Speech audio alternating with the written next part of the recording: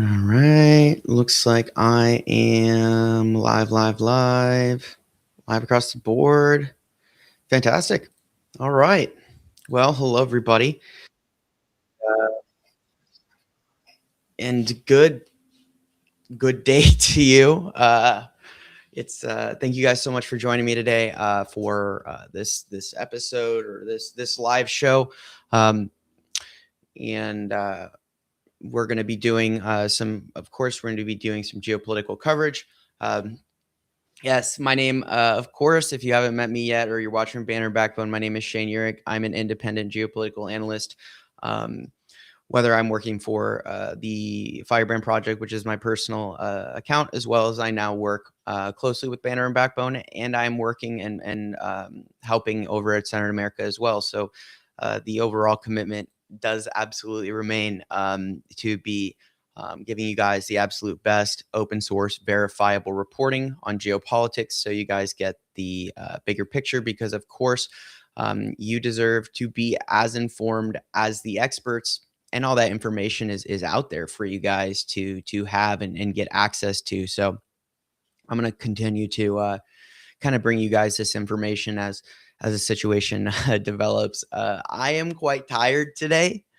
I was up pretty late last night, just kind of tracking everything that's going on. Um, we're seeing, yeah, I've been putting out updates pretty much twice a day, every hour, twice a day. I'm not going to put out an evening update today. I think I'm going to wait until the morning tomorrow, because I just don't think I've we've got a couple things. You're going to see some other analysis if you're following over at Center America, the work that I'm doing with them as well. So, but I don't know if I'm going to do an evening update. I'm tired, and I think I'm just not gonna do that. Um, I was telling Sherrod this morning, I'm just tired of war. It's pretty it's pretty ridiculous. It's pretty ridiculous. I mean, it's just these guys, these people in power, all of these politicians and uh, all these politicians and all of these, you know, autocrats, and it's just they just have no consideration for the value of human life.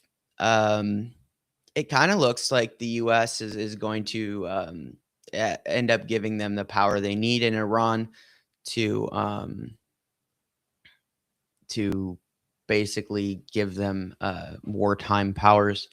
So, Iran is making a lot of claims, and I mean, we'll talk very briefly of this, but of course, our spotlight today is on the EU and North America, as well as we're going to talk a little about India and this concept of the middle powers, because it's a really important one, especially when we're looking at everything that's going on right now, and how things are going to be changing around and throughout the wider world, and just how everything is so deeply interconnected. It's it's really hard sometimes to put into words just how much one thing will affect the other. But there's a reason that the entire world has been was like, don't do it.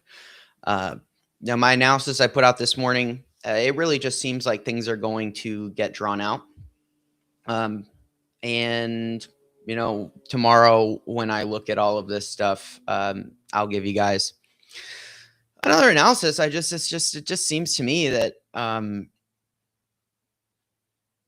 I this morning I went through, and I was going through all the open source stuff. I verified all of the strikes that I could geolocate and cross reference, and the United States has lost at least, nearly $2 billion in radar systems in the last 5 days. So they've lost at least four fighter jets.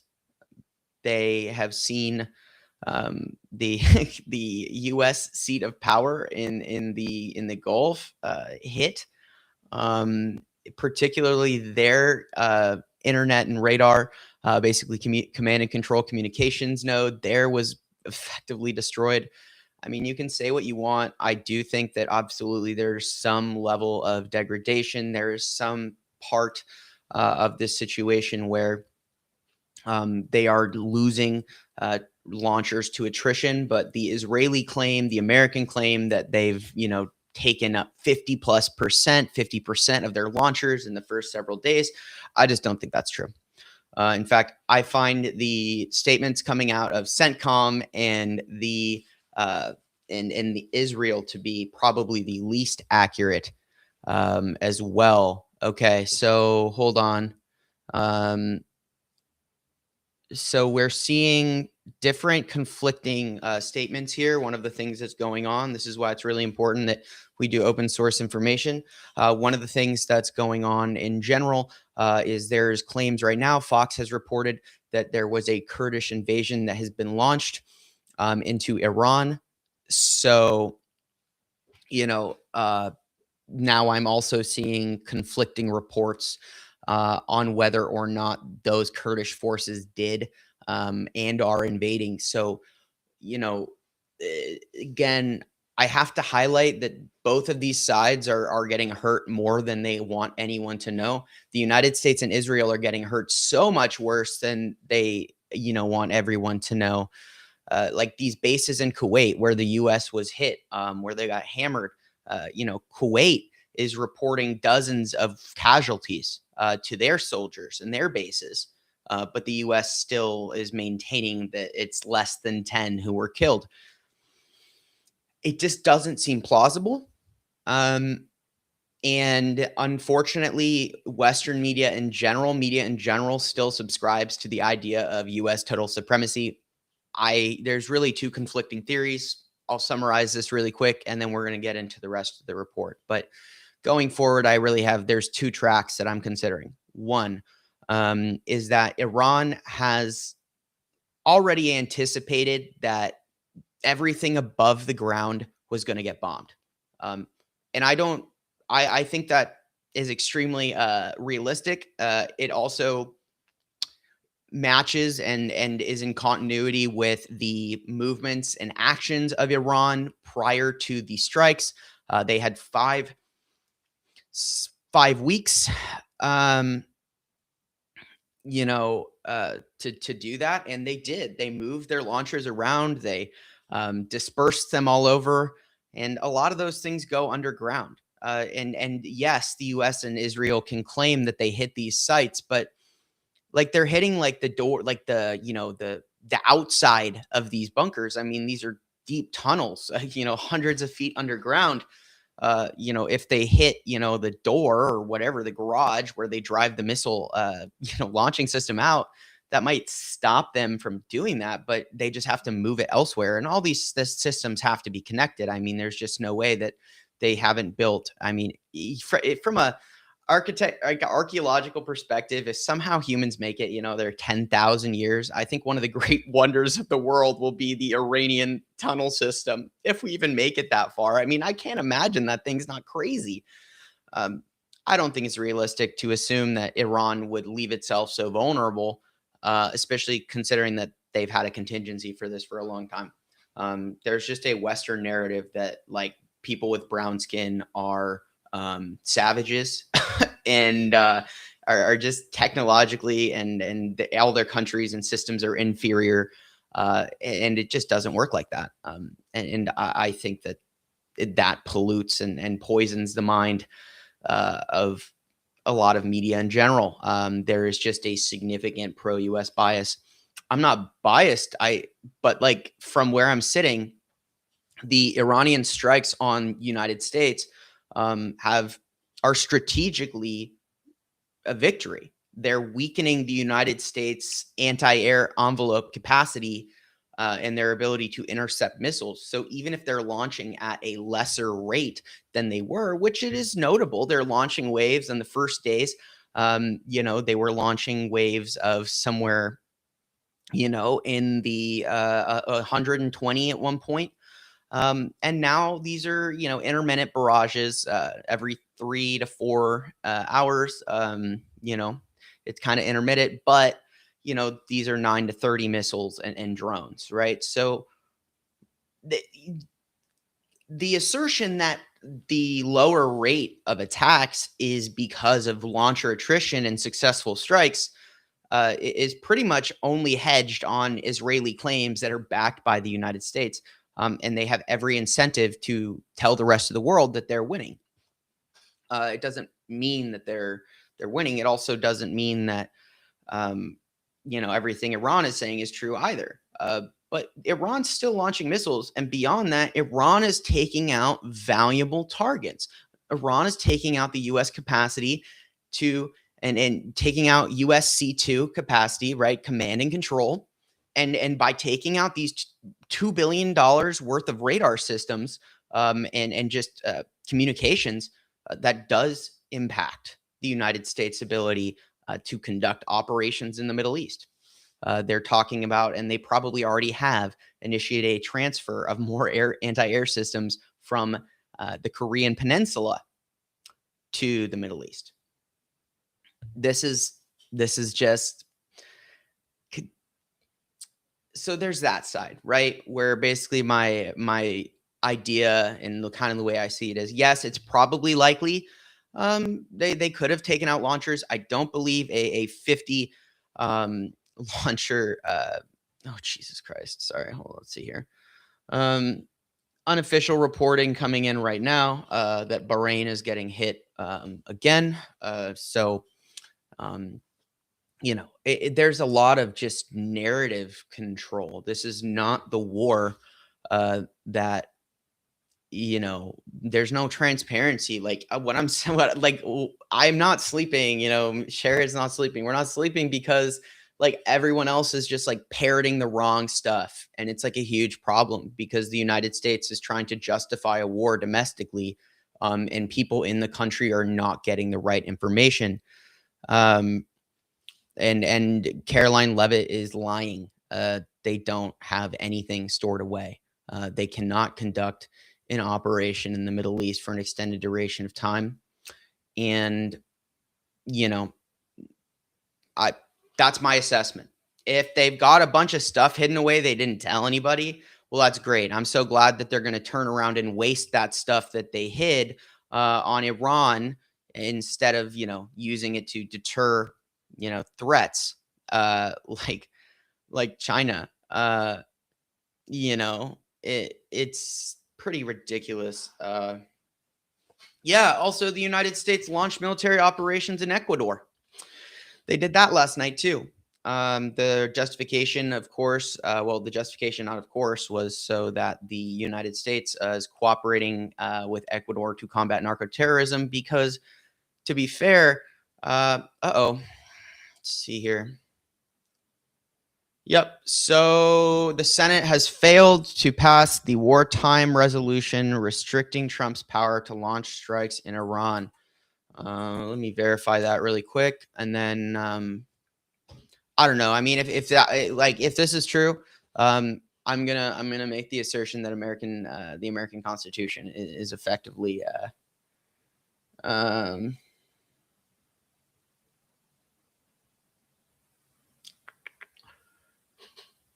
the Constitution's no longer working.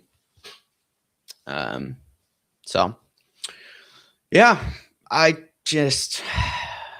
I don't know. One side is okay, the U.S. and Israel. Oh my God, Israel's getting hammered. It's raining missiles. It's raining missiles from the sky in Israel. Israel's mobilized 100,000 reserve troops. They're about to go into an entire war in Lebanon.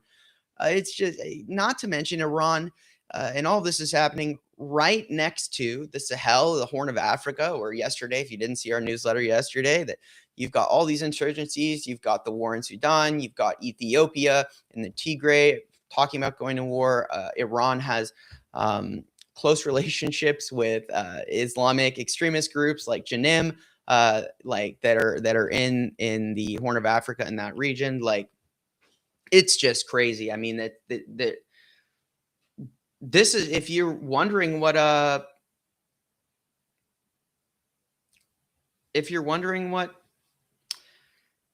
what a world war looks like, this is it, folks. There's just really that's kind of what this is, and it's really close to becoming like a pretty much a continental conflict spanning from Iran in the Middle East and Iraq and Afghanistan all the way through the Sahel region and across North Africa. I mean, it is really quite close. So, God, I hope I don't have to cover that, but we'll see. So all that said, we're going to talk a little bit more. We're going to talk about the Strait of Hormuz and everything, and talk about Europe. We're going to talk about North America and whatnot. What's going on, Cheech? We're going to talk about Ukraine today. Good thing Cheech is here. We're going to talk about Ukraine today. We're going to talk about how things are going over there, and just kind of catch up on what's been going on while all of this has been happening in the background. So we'll make sure I get all that for you guys today. So if you are interested and you are committed to supporting independent journalism, but most importantly, open source reporting, verifiable data, receipts-backed information, my commitment to you here as a independent geopolitical analyst, I'm not backed by anybody. I don't have a sponsor. I don't work for a major news corporation. I work with people I trust. I work with Senator America. I work with Banner and Backbone. I work with people that I believe have integrity, because I believe that citizens and citizen journalists deserve the same access to information that the experts get, because it's all there. And it's a choice not to share that with you. So I choose to do that and give you guys a space where you can where you can get that information consistently. So if you haven't hit the heart button, do that. Tap the heart button, hit it really quick. Let me know where you're watching from. And if you haven't already, share this live with somebody. And let's get into the news. And I'm sorry, guys. I'm freaking tired. I'm tired as hell. So, my friends, it is March 4th, 2026. I'm reporting to you from California, in what I mean is, I don't technically the United States of America, but I don't really recognize it anymore. This is pretty much a autocratic state it's pretty depressing. I don't know. It's pretty depressing, but I'm alive, I'm breathing, and I'm going to get you guys this information. So, and of course, the world is on fire. So let's talk about it. Everybody, welcome to the Firebrand Report Live, European and North American Spotlight. We'll go ahead and get into the news. So the Strait of Hormuz shutdown has turned the Indian Ocean from kind of like a background theater into the main board, where Europe's energy security and U.S. naval credibility and Iran's risk tolerance all collide. We consistently see, these geopolitical events creating and colliding to create larger shifts and larger. Sorry, I just got a notification. Looks like there's video of missiles in the sky over Bahrain. Bahrain, multiple missile strikes in Bahrain. So it looks like another strike, another series of strikes is being carried out against Bahrain right now. So we've got these three different intersections, right, in geopolitics, and all this is happening at the same time that the situation has really changed in Ukraine, and this is kind of almost like a footnote to the whole narrative that's going on, where the world has shifted its gaze to the Gulf, and the Arabian Sea, and the Strait of Hormuz, and the Red Sea, all these things. Ukraine has started putting the pedal to the metal. Yeah, fewer stationed there during the Gulf War. Yeah, the U.S. CENTCOM headquarters there for the Fifth Fleet, the U.S. Fifth Fleet Naval Command there was hit by 2 ballistic missiles, at least one Shahhed drone, and they destroyed 2 like radars and like communications nodes there. The footage there on that particular facility is pretty substantial.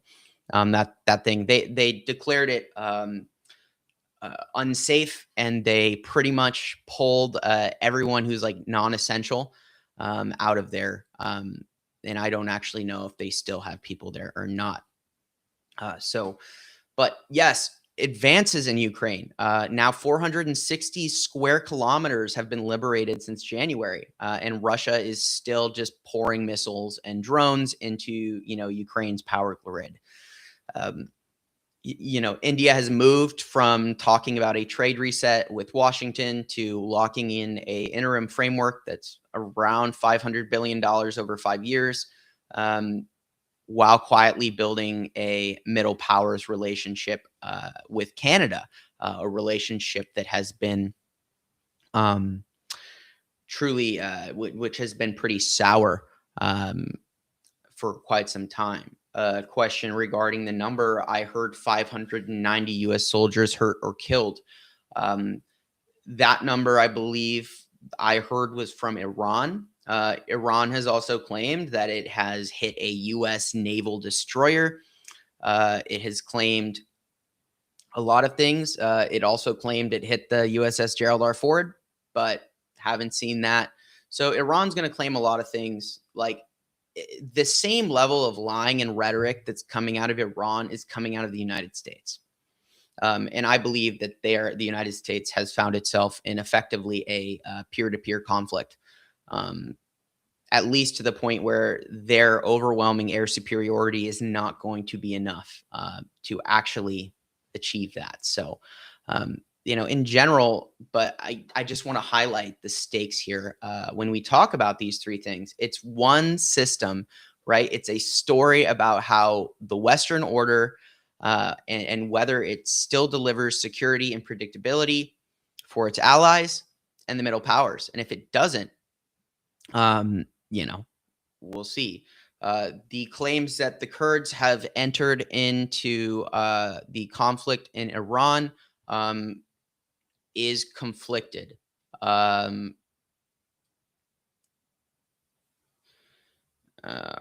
Yeah, I'm starting to see now a lot of outlets coming out and actually conflict that information. So I am actually, and I saw that originated from Fox as well. Fox was one of the first to publish that. So again, it's like really important when we talk about these narratives that this is contested. This is why open source information, this is why what I'm doing and Sherrod is doing and other people aren't doing is so important. So, I would hold off on repeating that information. I would pay close attention to what me and Sherrod are putting out at Centered America if you want to know what's going on there. But I would avoid sharing that information at this time. So, all that said, I want to kind of just get into all of our different regions here. We're going to do the spotlight. I'm going to cover Europe a little bit. I'm going to go ahead and cover. It will start with the EU. We're going to go and talk about the US and Canada. We'll talk about Ukraine, and then we're going to talk about this US-India framework and kind of all of that as well. So, what's looked like a scare in Hormuz is become a multi-week choke on the West's second largest major energy corridor, right? The 20% number is legit. Like 20% of the world's oil passes through the Strait of Hormuz every day. Not to mention that at the same time, Iran has been striking liquid natural gas and oil infrastructure in U.S. host countries as well. So, from starting on the 28th, when the escalation and everything started, when the U.S. and Israel launched all those strikes. This included basically the Strait of Hormuz effectively closed immediately. While it might not have been officially closed, commercial vessels really didn't have a choice. They're not going to sail through a war zone. We've got, more than 200 ships are currently stranded in and around the strait, right? They're stuck and with whatever is on them. This drove up Brent crude oil up 12% week on week. European gas benchmarks have spiked about 50%. And analysts are now warning that the real risk in liquid natural gas shock, more than oil shock. So it's actually going to be the gas and the natural gas that is more damaging to the global economy. But we're seeing the global economy, being pretty consistent. Local sources are also confirming that there is any Kurdish forces on the ground as well. So this is a false. I'm going to say with 70-80% confidence that this is a false propaganda effort by the United States to give the opinion, to give the image of a surrounded Iran. Qatar Energy actually declared that force majeure or attacks on liquid natural gas exports after Iran-related attacks have halted their liquefaction in some platforms, and expectations is that normal exports won't even resume for at least a month. I mean, so even if it stopped today, you've seen infrastructure and essential, supply chain facilities just destroyed. They're not going to be functional. So even if the war stopped today, which it won't. So if we're going to assume that this is going to go on for weeks, which is what they're saying, I don't think it's going to go on for weeks. And if it does go on for weeks, it's going to be because the United States launches a ground invasion. But again, I'm also kind of iffy about that because I just think that Iran is striking U.S. bases around the region really well. So they're really, if they're going to do that, if all these airfields aren't safe, they're not going to be able to deploy troops en masse because a ballistic missile they've proven that they can hit that base. If they were to do it, their options are basically a massive amphibious landing or risk it all, which they might do, and expose thousands of troops to potential, Iranian retaliation while they're even massing troops. Just because they can't do it, though, doesn't mean they won't try, because it seems like this is the stupidest military action I've seen since, I can even really consider, since Putin invaded Ukraine.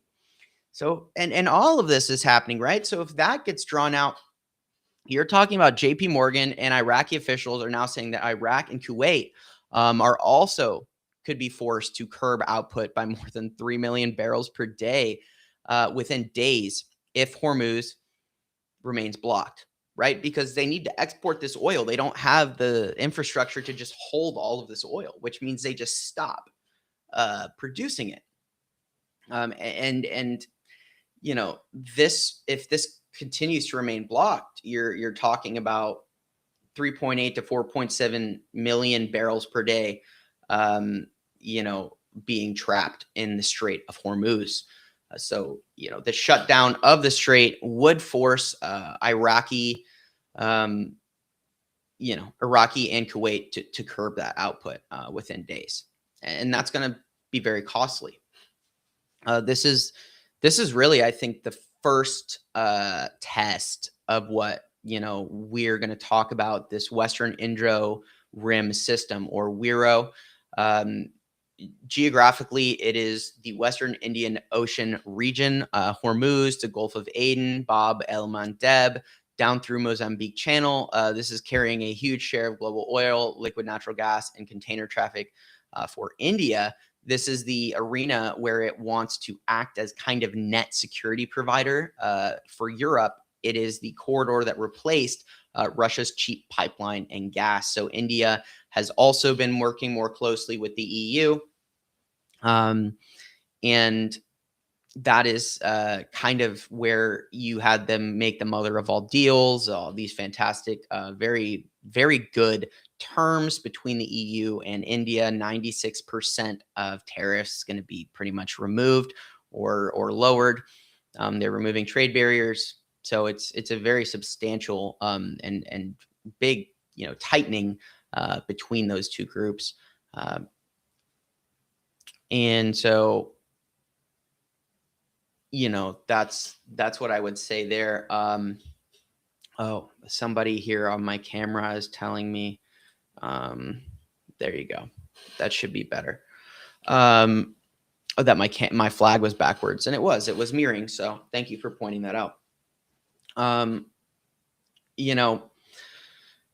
What I see here at this point is where all this oil is going through. And Europe had to pivot away from Russian oil. So now this whole thing makes it all worse, because while this Wero system is going on, you've got Western partner navies that are supposed to be working together. The EU and US industrial policy, basically, they're trying to build energy and defense redundancy, as well as basically to challenge the rules-based order that keeps China and Russia in terms of leverage in that area. What this really shows is that Wero is not mature, that the systems that were in place to stop this from happening is abundant at this point. Like, it's very clear that the world wasn't ready for this. America wasn't ready for this. And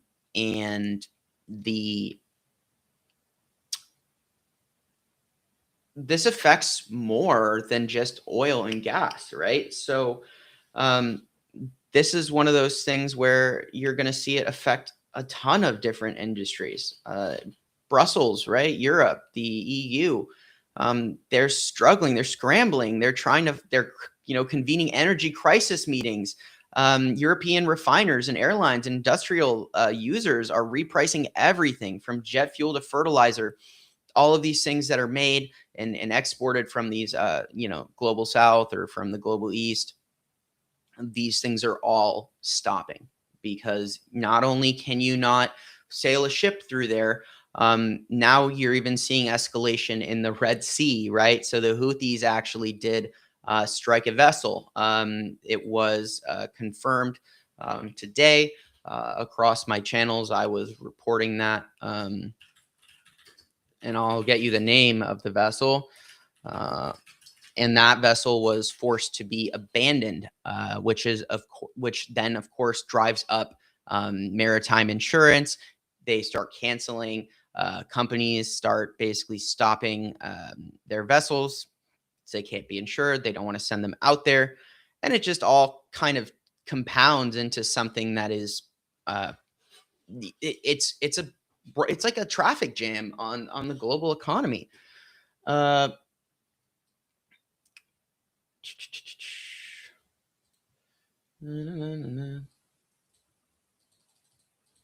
So there's reports of this potentially happening, but it's kind of iffy. So in terms of whether or not they did, I'm seeing reports conflicting. But the Houthis are taking their time and they're getting ready for a large attack. The Houthis have the capacity to launch missile barrages, like actually of up to 1,000. Not that they would do that, but like the Houthis have as many missiles as like not as many, but they're supplied by Iran. And the U.S. hasn't even been able to stop Iran from bombing everybody. And the U.S. actually lost to the Houthis in Yemen. They quit in 2025 because the Houthis, They couldn't get rid of them. They managed to kill over, I want to say, over 150 innocent civilians. And they managed to shoot down 2 of their own F-18 Hornets, but they did not manage to really do any damage to the Houthis. So if they think they're going to have it better this time around, I doubt it. So Washington right now is discovering that, carrier groups and escort plans are necessary, but not sufficient when insurers and traders are already pricing for a long war. So what do I mean? I mean that, Trump has said that he's talking about unveiling a plan in which naval escorts and shipping guarantees, where they're going to escort ships through the Strait of Hormuz. That's an awful idea. If you want to lose a warship, you do that. You send your ships into the Strait of Hormuz, where the enemy has anti-ship missiles and likely fast attack boats. They're going to torpedo the shit out of you, or they're going to hit you with an anti-ship missile. Sorry, guys. I'm just so tired. Brent, of course, we were talking about is back up to 52-week highs. The oil and gas market is affecting the United States just as much as it is affecting everyone else, despite whether or not the United States are, whether the United States are, going to own that or not. You're seeing Asia and Europe as the regions that are most exposed to prolonged disruption. I would note that China in particular has Saudi and Aramco are rerouting exports via the Red Sea. So I can check that as well while we're looking at this. As far as shipping, oil and gas majors, their plus trading houses, everyone is suspending shipments via Hormuz. By day 5, the standoff, many tankers are still stranded, and refiners. And I am going to be able to confirm Saudi Aramco is now choosing to reroute its exports via the Red Sea to bypass the Strait of Hormuz. Multiple industry and wires are saying that Aramco has begun redirecting crude from its Gulf terminals through the East-West pipeline to the Red City port of Yanbu. So, they are they're basically going to start having, you're already seeing them have to move, change. Again, we haven't really seen the Houthis do anything yet. Like, the Houthis have sunk multiple ships, right? Like, they've sunk one ship. They've done this to a couple. They have anti-ship ballistic missiles, but they haven't done anything yet beyond basically say that they're going to do it, unless this new report that's coming in and out is accurate about them using missiles to strike a Maltese ship, I believe is what the flag was. It was a Maltese ship. So that they're claiming they struck. Again, there's going to be a lot of your conflicting, arguments here. So basically, even with this great example of Saudi Arabia rerouting through the Red Sea, this also makes those, you close the Strait of Hormuz. I'm just going to say this. If I'm Iran, I am going to close the Strait of Hormuz. I know that the Gulf states are going to have to change their oil exports. They're going to have to adjust. And then you're going to start to see increased traffic through the Red Sea. And so I can imagine that having the Houthis there with all of these ballistic missiles to hit the ships would be pretty advantageous. So all I'm saying is little weird. So as far as, those aspects of the situation, you're seeing just everything getting moved around. It's creating chaos, uncertainty in a global market. And this is like global disruption on like the biggest scale I think we've seen in modern history.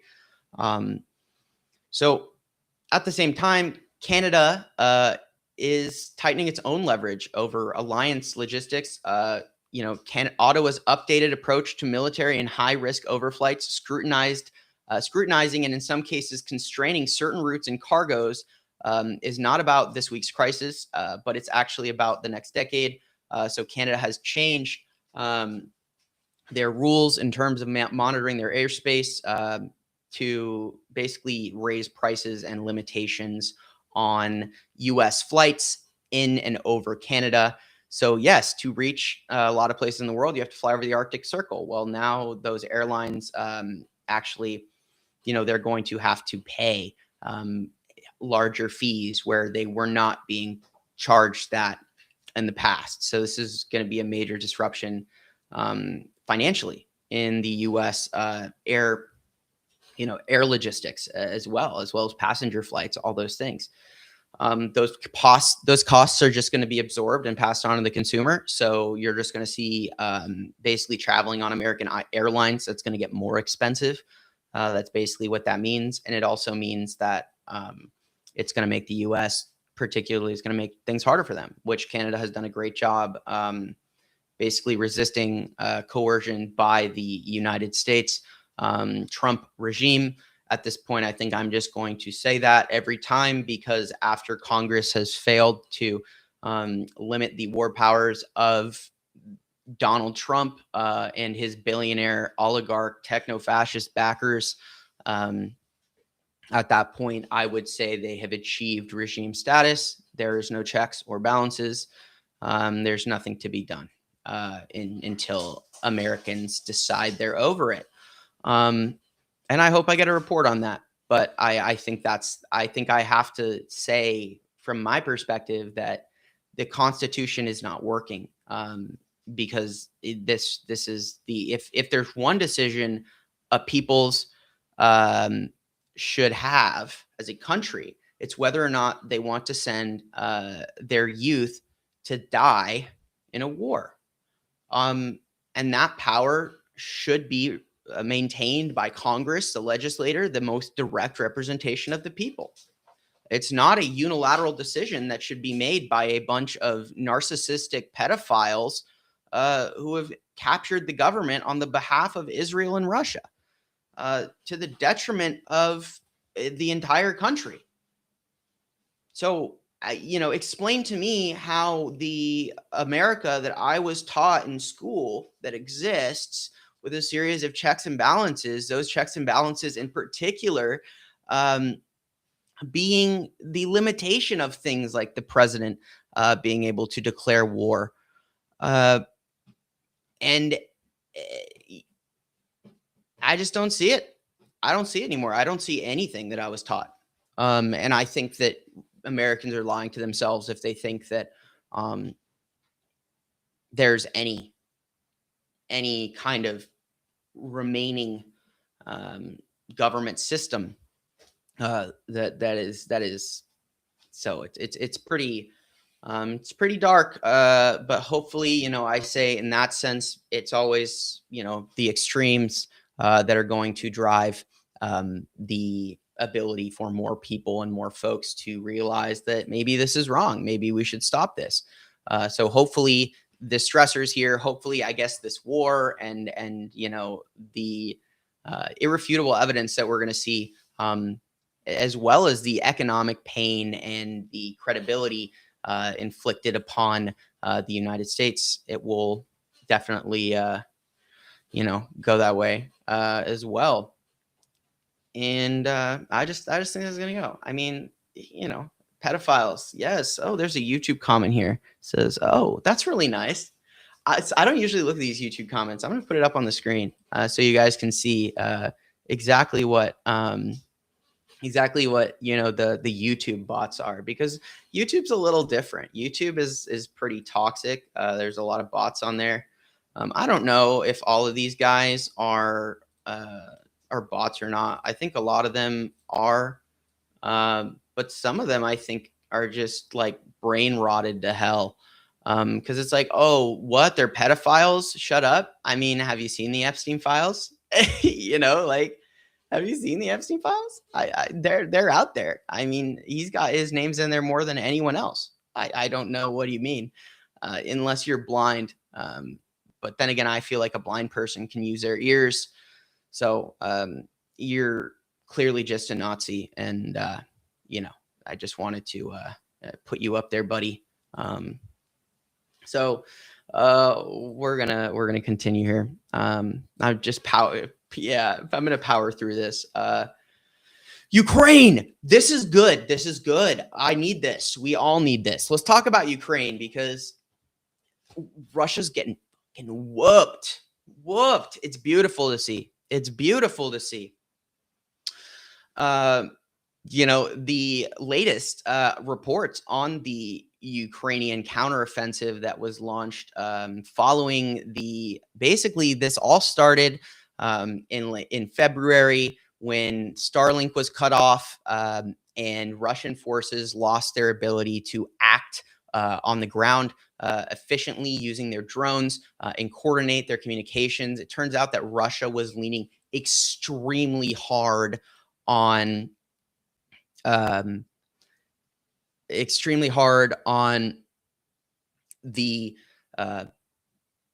on Starlink to communicate. So when this was cut off, Ukraine launched a counteroffensive in conjunction with this to reclaim a lot of territory.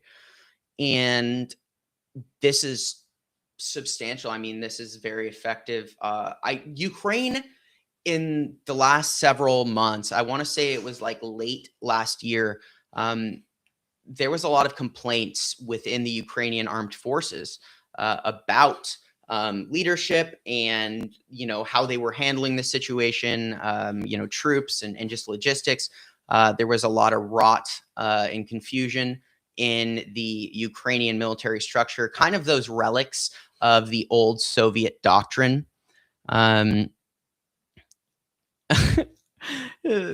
of the comments here from Cheech, who is one of the most Ukraine informed individuals I know, say that Russians are adding relay antennas and using camo to make antennas look like trees.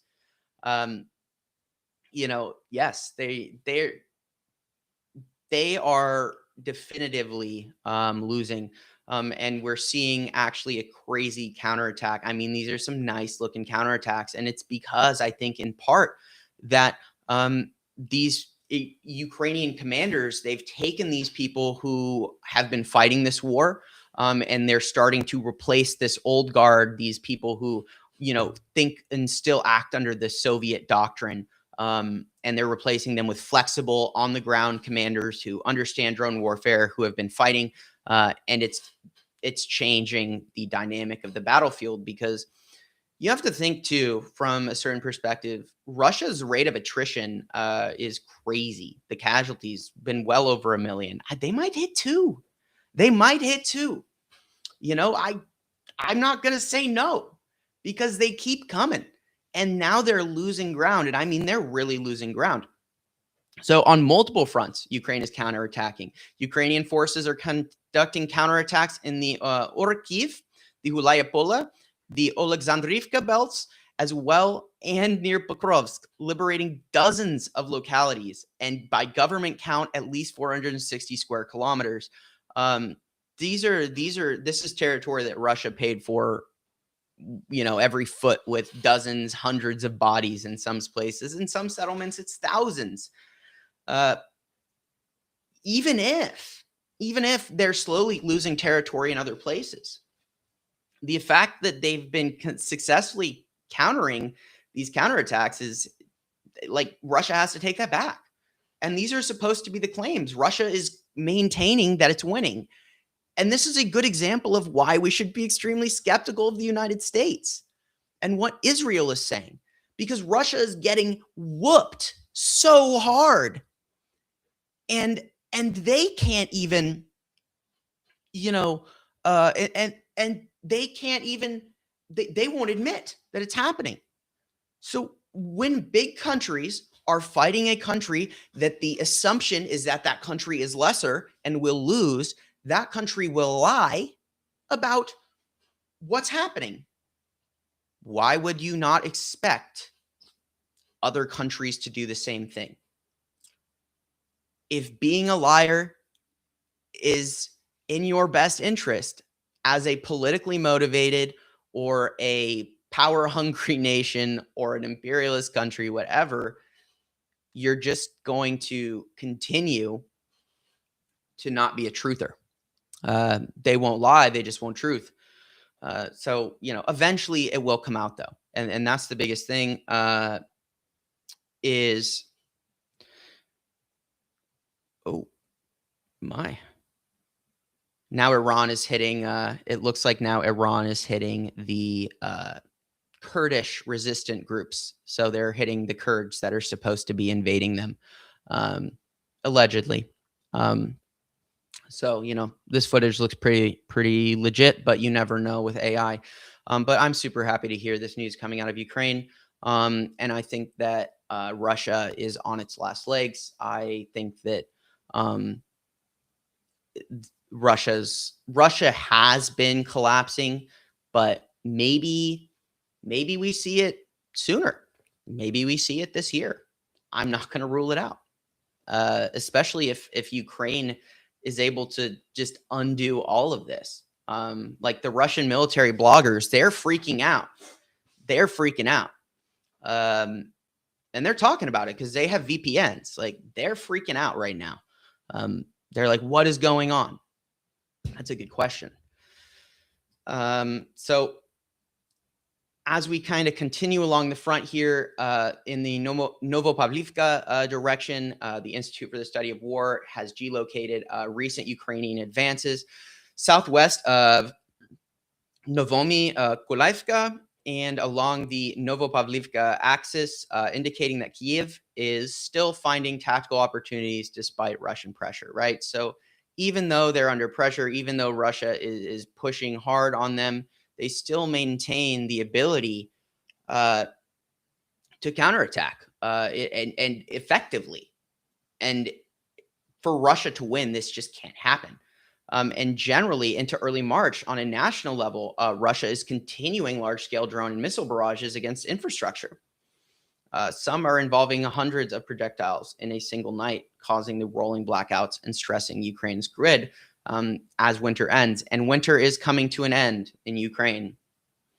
So, the advantage of basically trying to freeze Ukraine to death goes away. And now Russia has a whole nother year until they can put these questions, basically put these tactics back to work. Doesn't look like they are doing particularly well in that case, right? Like that's not that was their angle. That was what they were going to do. They were going to do this over the weekend, and now they're not. You have so much complexity in terms of Russian, resupply and access to parts. The company Ubiquity, something that Cheech has looked into, something that I've looked into with him a little bit. There's an entire rich people shadow economy, billionaire shadow economy, and billionaire supply lines. And United States has been supplying Russia at least for some time now, particularly through this company Ubiquity. But if Ukraine is winning with all of this help, it doesn't matter, right? So that's like the takeaway here is like Ukraine is one of those black swans of the 2026 global order. We just don't know exactly how they were supposed to lose, and they're not going to. I have maintained, and I still believe that Ukraine will outlast Russia. Russia has churned through its entire standing military from 2022 already. They've already churned through the whole thing. They've got everybody's fucking new. And unless Putin's been holding them back, everybody's new. Everyone's dead or wounded. They're all dead or wounded. I mean, there's not like they don't have troops that are experienced. They don't have new tanks. They don't have missile, like their missile stockpiles. I'm presuming they also have a probably ability to make missiles, but not at the same scale. Like none of these countries, I think what we're learning in Iran is that missile warfare favors the aggressor heavily to the point where missiles in general are like it's more expensive to intercept the missile, which means that if intercepting the missile is more expensive than making the missile, the economically defending against missiles is not fiscally possible in a long protracted war, which we're seeing very clearly in the Middle East, as now even the Gulf states are starting to request resupply of interceptors from the United States, which the United States is saying, nope. So in that case too, it's like, well, the same must apply here, unless the next big advancement in warfare for missiles will be economic interceptors. What does that look like? Israel has tried some things, but it's not saving them. So they're still getting smoked big time. So what the Ukraine's counterattacks show, though, is that where it can concentrate munitions, where it can get support, where it can get weaponry, it can still take back ground, effectively counterattacking against Russian forces. Now, I don't think Ukraine could have done this a year and a half ago, because their military leadership was really struggling. They were making way too many mistakes. Syrskyi was doing some really stupid stuff around Pokrovsk.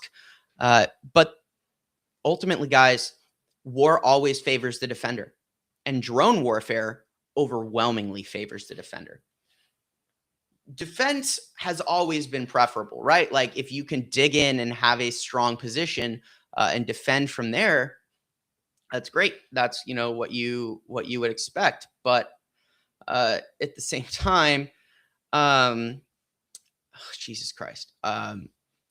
Again, I haven't confirmed this. I'm just telling you what immediate reporting is, that I'm hearing potentially that there is now explosions again in Abu Dhabi as well. So, we'll see what happens from that. I did put together a list, a analysis of compiled all of the U.S. strikes and strikes that I have confirmed already.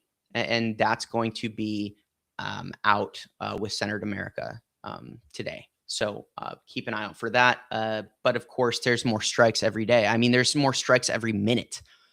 It's like impossible to keep up with. That's why I'm exhausted. It's like if they really had this under control, I would be able to sleep. So that's like the greatest example. It's like I'm trying to talk to you guys about Ukraine, but like even now, like I'm getting notifications constantly. So ultimately, though, what Ukraine is proving is applicable around the world, that using a defense-centric strategy, where you are not necessarily in a planted position.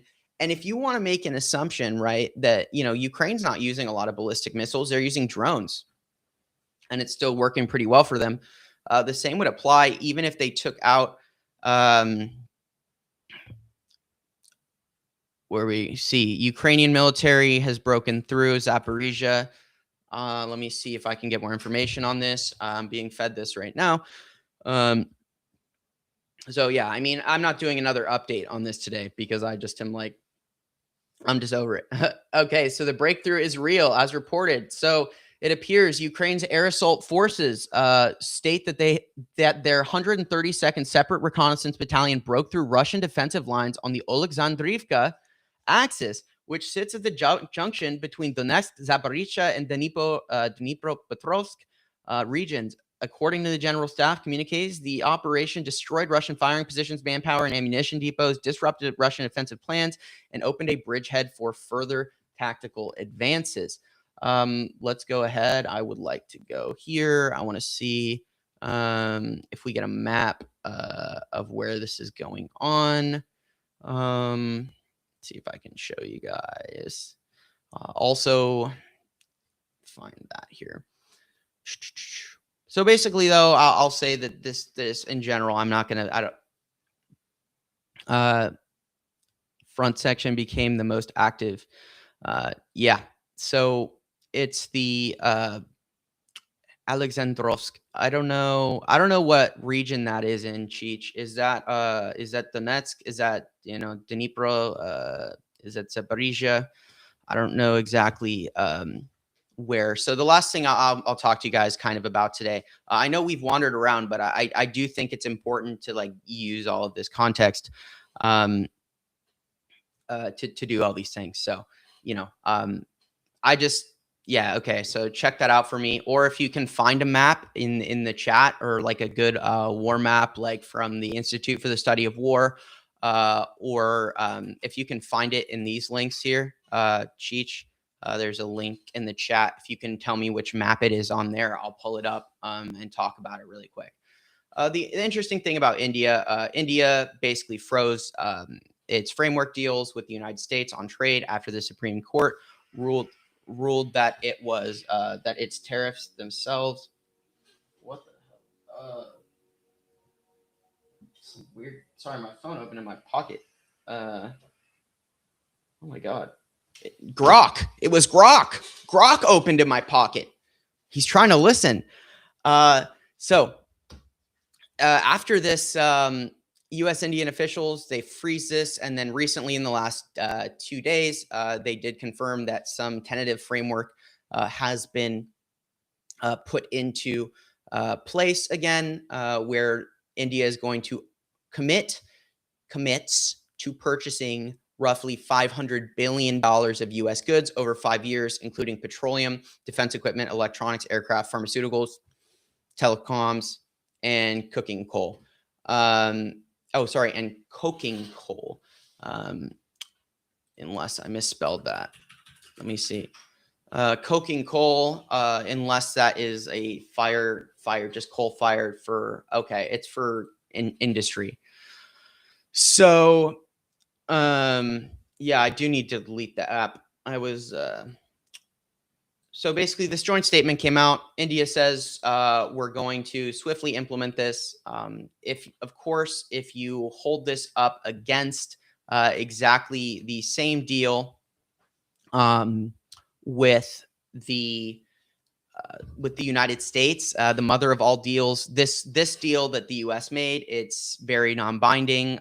There's a lot of wiggle room. There is not really specific measurable goals, and India is doing a really good job of this, basically playing all the sides. It's worth noting that on the 27th, the eve of the beginning of this insane war, Prime Minister Mark Carney, who is my favorite man on the global stage. However, I do think that Ursula von der Leyen is pretty badass, and she's doing pretty good as well.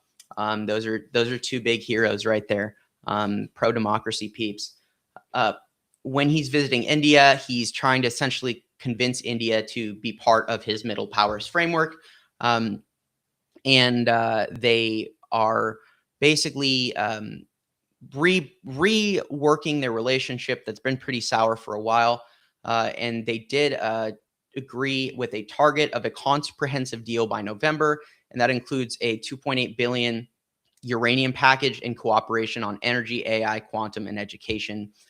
Indian and Canadian officials frame this explicitly as a middle powers agenda, right? So Carney is really committed to building the middle powers. I think it's super important to do that.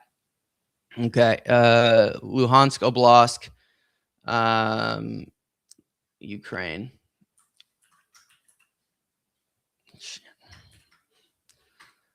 Playing between devices. I know, exactly. He's playing. He's Luhansk. Okay. Of course, now my caps lock is on. So we look at Luhansk over here, or this is just like the wrong page entirely here. This is just like one. So if we go to Luhansk Oblast, oh yeah. Okay. It looks like this is where we're talking about Luhansk Oblast, Alexandrisk. See if it's on here. I don't see it, but this would be the region that we're talking about here. And you can see you can absolutely see in this picture, though, the effectiveness of the Ukrainian counterattack. This is from March 2nd.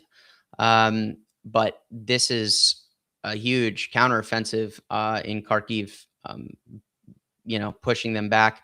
Around Kupiansk was where one of the most successful operations. This is actually one of the operations that I consider as turning the tide and that momentum in late 2025. When Kupiansk was, the Russians in Kupiansk were decisively defeated. And after Putin made claims that, they are, it's Luhansk. Wait, this is Kharkiv. Where's Luhansk? I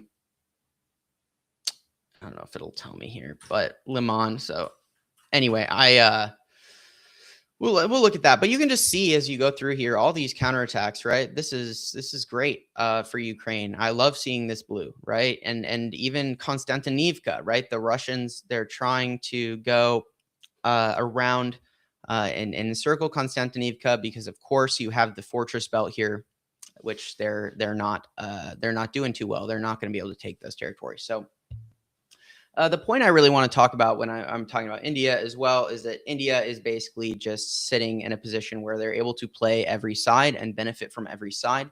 But when you hold up the deals that the United States has made with India against the types of relationships and frameworks being held with, European countries and other partners, the United States deal is very loose.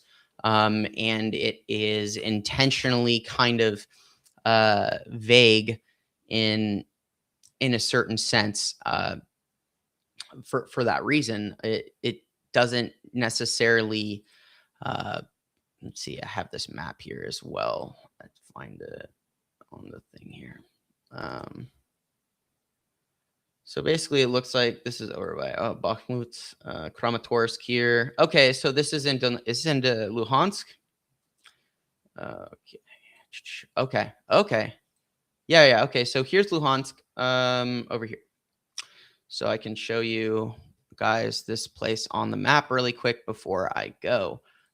So share this here. You can see what this area that he's talking about. Where why is it not showing here? Okay, there we go. I'll show you guys kind of what this looks like, and you should be able to see this Luhansk area. And if you actually look like there as well, there's this city here, Alentsevsk, and I'm not. Do they control Luhansk do they control that at the moment? Because that would be pretty crazy, actually, if that's the case, because that would be a pretty significant development, I would say. So we got Kupiansk and Luhansk over here. I mean, they're taking a lot of ground, and so it's a good thing net, because also a weakened Russia, it weakens the U.S. Associated axis of evil, So because we know that at least the Kremlin has so much dirt on Donald Trump. They know about the Epstein files. They probably had something on him because he really does whatever they ask. And it's kind of weird. It's a little weird. I just feel like it's kind of sus a lot of the time. So we'll see here. What's going on, but that's kind of what I have for you guys today. I'll get this newsletter up as well. You will be able to go and see all these things I'm talking about. And read that as well, guys. If you want to support me in this work, if you want to support me providing you guys with verifiable open source, cited and cross-checked news that you guys deserve, then subscribe here. Scan that QR code right here. If you see that QR code and you scan that, it'll take you to my link tree. And once you go to the link tree, you can go there. You can make donations. You can subscribe. Paid subscribers, $6 a month. If you can do that, it really helps me out. That way, you guys are going to be able to get not only that, but my Iran updates. I put one out this morning. Like I said, I'm not going to put one out this evening, but you guys, I will get you guys 2 more tomorrow. So you guys just get access to this open source information, and I'm going to put in the work. I'm going to do it for you guys. So please, support me any way you can, because this is something that I think is important, and I want to make sure that I can keep doing it with you guys as well. So thank you guys for supporting. Those of you who have, make sure you hit that heart button. Please do that. If you're watching this video, like it, restack it, and leave a comment, because that's a great way to help boost this in the algorithm. But most importantly, of course, I'm doing this information for you guys. I want to bring you guys this information because this is a time when citizen engagement in real news, and more importantly, this age of citizen journalism and citizen exploration of these information and seeking answers from these questions.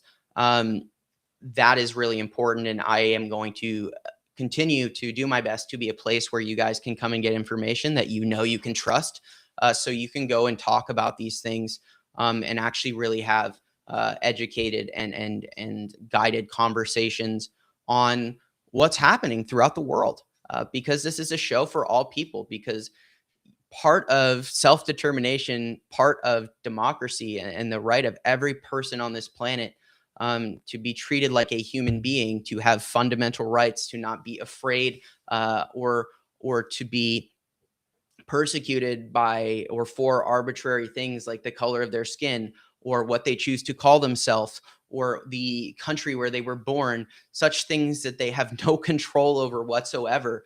It is because democracy and freedom of determination that we as societies can stop that kind of behavior. Democracy is the best way forward that we have to protect each other and to protect the integrity of our society. And the baseline of democracy is information and awareness. And independent media, independent journalists are not doing that. Half of these guys that I used to watch, I can't even watch anymore, because a parrot would tell me more if you put it in front of Fox News. It sucks to say, and it sucks, when we're looking at things getting worse and worse and worse, and all of these independent journalists are getting more and more clickbaity, trying to lock in their income. So who knows? But I'm not going to change. I'm going to keep doing this. I'm going to keep working, and I'm going to go and take a freaking nap. So please, I hope while I'm asleep, you guys subscribe. I hope you become a paid subscriber while I'm asleep. And when you see me tomorrow, I will be awake, much more awake, because I'm going to sleep. I love you guys. I appreciate you guys. Thank you for supporting me, and thank you for caring about the truth. Thank you for wanting the truth and all of those things. Because if people don't want the truth, then it's already lost. So knowing that you guys are here, getting the truth, caring about the truth, wanting to spread the truth, and supporting independent, verifiable, open source, independent journalism, you're doing the right thing. So thank you all so very much for joining me today. You will see a newsletter come out. Make sure if you see that in your inbox, you go ahead and like that and restack it as well. And until tomorrow, I will say goodbye to you, my friends. So remember, burn bright, resist, and I will talk to you all later. Bye, everybody.